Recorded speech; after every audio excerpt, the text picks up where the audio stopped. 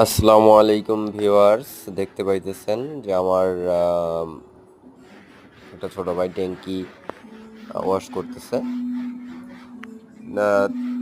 4 মাস 5 মাস পর পর ট্যাঙ্কি ওয়াশ করতে হয়, না হলে আয়রনে এরকম মনে করেন আমি যেন লালচে ধরে যায়। এগুলি সব আয়রন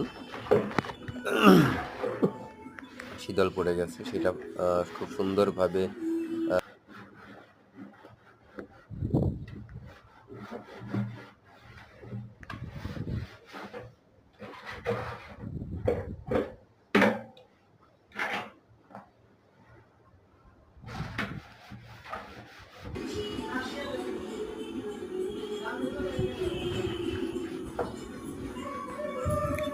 সকলকে অনুরোধ, ভিডিওটি আহ, দেখে যদি উপকৃত হন, ভালো লাগে তাহলে অবশ্যই কমেন্টে জানাবেন। আর সবসময় পাশে থাকবেন, সাপোর্ট করবেন।